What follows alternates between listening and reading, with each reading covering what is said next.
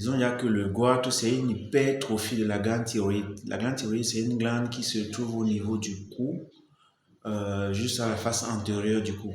Donc, elle augmente de volume pour des raisons X ou Y. Et ça entraîne deux problèmes. D'abord, on a un problème esthétique, parce qu'il y a cette tuméfaction qui apparaît et qui attire les regards vers le malade.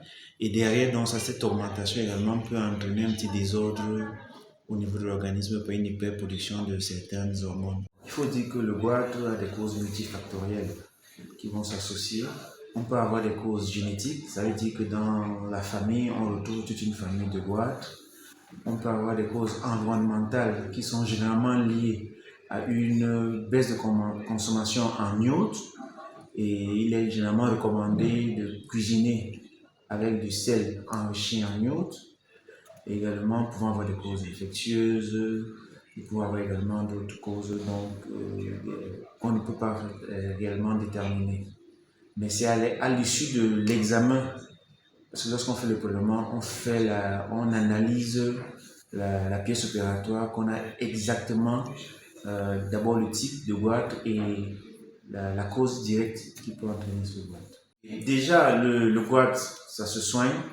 Comme je l'ai expliqué au début, c'est une glande au niveau du cou qui peut augmenter, qui augmente de volume. Et dans son augmentation de volume peut entraîner ce qu'on appelle, parce que c'est une glande qui sécrète des hormones dans l'organisme, elle peut entraîner une augmentation de la sécrétion de ces hormones ou une diminution. À cette étape, lorsqu'il y a une augmentation ou une diminution de sécrétion, nous adressons le malade chez l'endocrinologue, qui est le médecin des hormones, qui va pouvoir mettre un traitement adéquat pour stabiliser, pour ramener la valeur de ces hormones à la normale. Et après cela, le médecin endocrinologue nous le renvoie. Si l'augmentation de goitre est faite et qu'il n'y a pas une perturbation de la production d'hormones, nous, à notre niveau, on fait ce qu'on appelle la chirurgie, qui va résoudre deux problèmes. D'abord, le problème inesthétique que va présenter le malade, et également va résoudre le problème parfois d'inconfort, parce que le goitre au niveau du cou peut entraîner des compressions au niveau des organes avec une difficulté à respirer.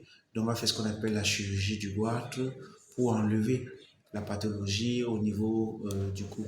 Je veux déjà remercier la direction de l'hôpital à Quintiné qui a écouté notre cri de cœur par rapport à la pathologie du goitre en nous permettant de réduire significativement les coûts de la prise en charge tant sur le plan chirurgical que sur le plan des bilans. Maintenant, la semaine prochaine, nous nous projetons de faire cette chirurgie et bien avant, nous avons commencé le recrutement, les enregistrements des patients depuis le 1er juillet et nous comptons faire ce qu'on appelle la chirurgie le lundi, le mardi, le mercredi en collaboration avec les ORL, surtout de la Société camerounaise d'ORL, qui viendront nous aider également dans cette prise en charge. Et le jeudi, nous projetons de faire une petite conférence sur le goitre, où nous allons parler du goitre dans tous ses états. Et plus tard, nous avons un plaidoyer envers la direction de pouvoir poursuivre cette prise en charge à ces mêmes coûts pour le bien-être et le bien de tous les Camerounais qui en souffrent.